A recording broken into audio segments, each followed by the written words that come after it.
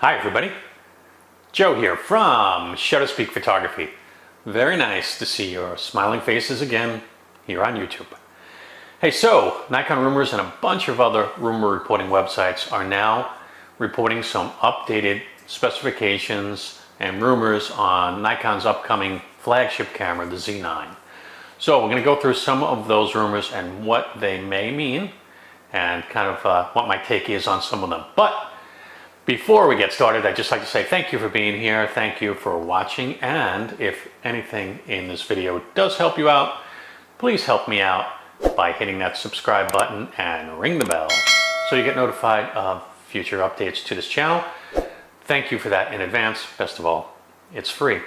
So, hey, first rumor coming out of the gate for this, and it's something that's already been reported, but a 45 megapixel stacked sensor, and this was something that was kind of rumored, 8,256 by 5,400 pixels and supporting 8K video at 30 frames progressive, 4K at 120, 60 and 30 progressive. So the 45 megapixel sensor kind of makes sense if there is in fact 8K video, because to support 8K video you'd need a minimum of a 33 megapixel sensor to capture 8K video. So the 45 megapixel stack sensor kind of makes sense here, and that's kind of lending itself to be true. It is rumored to shoot natively at 30 frames per second, which would be incredible, of course.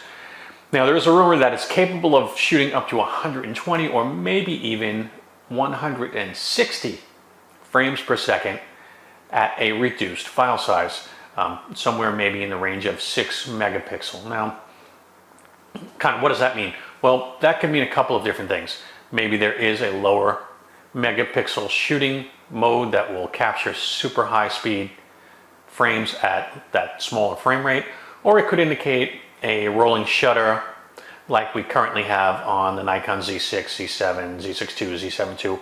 We already have a rolling shutter high-speed capture mode. So it could be that, or maybe it's a full frame per second, full frame capture. Now, if it is rolling shutter, that's not really gonna probably excite people too much, because rolling shutter does have some issues, especially when things move horizontally through a frame because of the way the images are captured. You could actually have the image appear in multiple spots in the frame during a single capture, and it causes tearing in images in the image. So rolling shutter is not something that people are going to be super excited about, but if it's full frame per second capture, that is something that's going to be fun. So yeah, so there's going to be a new Expeed image processing engine. It's designed specifically for 8K, and this sensor is going to be protected by a multi-leaf blade shutter that auto covers the sensor when you're changing lenses or when the camera's off. That prevents dirt or dust from getting in there, and I think that's something that the pro photographer is going to appreciate. Now, for most people photographing in their house and just doing regular photography, it's not really incredibly important. You've probably been fine with your Z6 or Z7 and never had any dust or dirt really get in there. For most people, that's going to be the way it is. It's going to be fine. But if you're a professional sports shooter, you might be changing lenses on a sports field. Maybe you're photographing horse racing and you're down on the track, and these are dirty, dusty places that when you take that lens off, you're going to need to be able to protect that sensor. And I think sports photographers in particular will appreciate that. So that's a nice thing to have. Maybe not necessary for every day for all of us, but for sports, yeah, for sure. The Z9 is rumored to have car autofocus in addition to, so car auto detection, in addition to auto detection of animals and people. So that's something new, cars. So that's a nice thing. Autofocus on the Z9 is rumored to go down in low light situations to as low as -7 EVs. So that's fantastic. The next thing is a new type of articulated screen. So apparently, as we know from our current Z6, Z7, the screen articulates, right? It can bend forward and backward into the camera body.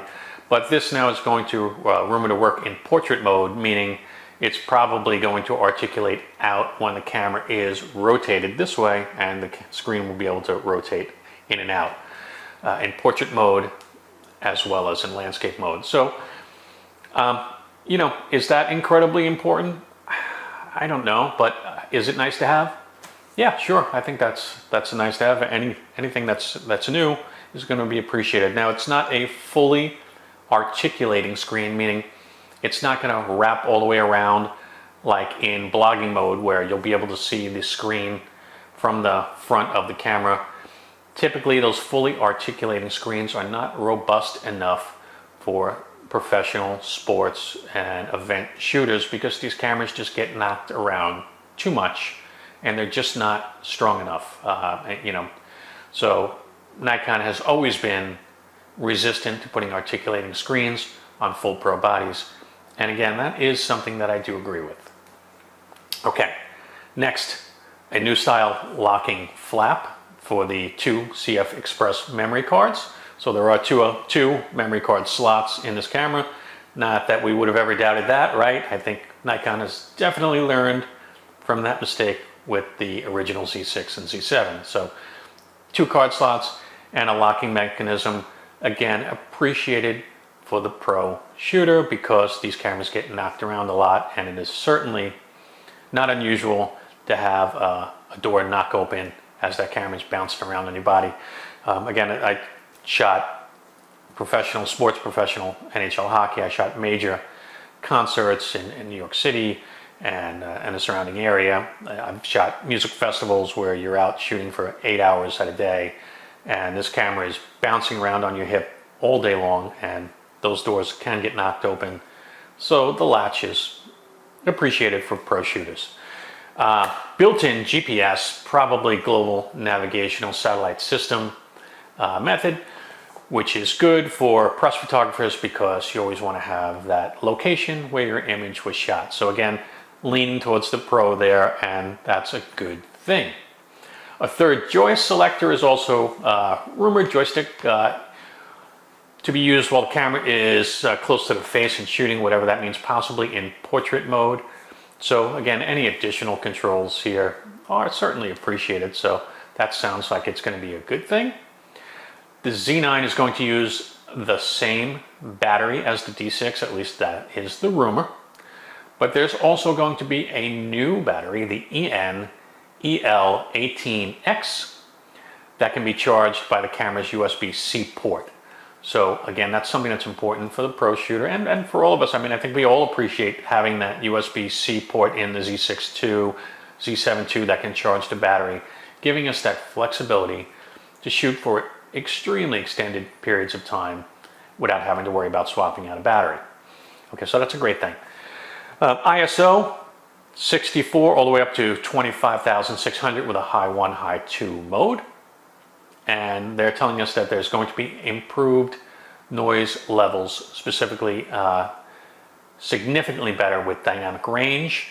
So that's going to be nice. And of course, when they say noise levels, they're meaning significantly less noise at higher ISOs, or at least that's what we should be believing from that statement, right? So, and that's what I'm inferring from it.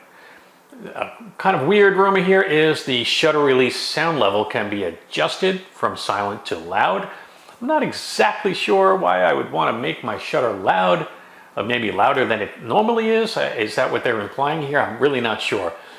Is loud normal, or is there a way to adjust the sound to be louder than normal, to hear that kind of clicking sound like the D6 has when the shutter is being fired? Not sure exactly what that means. So that's kind of a wait and see on that one, and we'll see what that kind of brings. So high resolution, blackout free EVF, possibly a 5.7 megapixel or maybe a 9 megapixel viewfinder with 120 hertz refresh rate. And so again, that's a rumor. We don't know, but they're saying better blackout free EVF. And this is also rumored to have gigabit LAN and Wi-Fi with a built-in transmitter. Now, this is really important for sports photographers. So if you've ever been on the web and you're following along a sports game, you know that there are images of goals in hockey, you know, hits and big plays in baseball, football, etc., within minutes of them happening on sports websites. How does that happen? Well, this is how it happened in the old days, and then the old days isn't really too long ago because I shot pro sports up until just before the beginning of COVID in New York City. What happens is, when, let's say, hockey, because I used to shoot hockey, a goal is scored, a runner would come out, and they would actually take your compact flash card out of your camera, give you a blank one, you put the blank one in and keep working. They would run back to the back press room, download that image, caption it, and send it up to the wire service, where it would be immediately available to be posted on websites. So that's how that worked. So the way things are moving now is we're seeing in the newer sports shooting cameras built-in Wi-Fi, so that the images can be transmitted in real time from the camera, so the runner doesn't have to go out and grab the compact flash card and come back with it, even though this process really only took a few seconds. Again, of course, it's more efficient to upload these immediately, especially for smaller media outlets where you didn't have a runner who could come and get these cards. You could actually just transmit the images directly via FTP to your media outlet, so they would have the images almost in real time. Now, additionally, we're seeing gigabit LAN. Now, when I shot, I never saw, nor was there, the ability to plug a camera into a LAN port while shooting. Perhaps in the press room, in newer arenas or newer stadiums, there is gigabit LAN. In my experience, there was only Wi-Fi, but I think that having gigabit LAN is something that many photographers will appreciate, and I think it is something that's going to be much more useful in the future where we see these type of things. And again, you know, I shot in older arenas in New York because that's the arena that the team played in. So there was no gigabit LAN, there was just Wi-Fi. But, and Wi-Fi that was being used by a tremendous amount of photographers all at the same time, so it wasn't even all that quick. But again, gigabit LAN is a pro photographer's feature there. So, official announcement expected within the next 2 months from Nikon. Price, okay, $6,000 to $7,000. I'm gonna say $69.95 for this camera.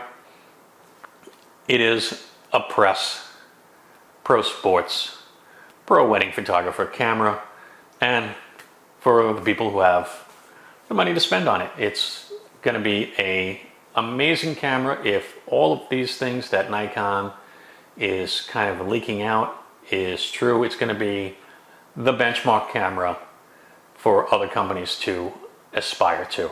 So hey, here's hoping that all these things come true and it is the amazing camera that we believe it to be. So thanks for watching. I appreciate you. And let me know in the comments what feature of this camera you are looking forward to, or if there's something missing from this camera that you thought should have been in there. I'd like to hear about it. So thanks for watching. I'll see you again next time. If anything helped you, please help me and hit that subscribe and like button. I'll see you next time, YouTube. Bye-bye.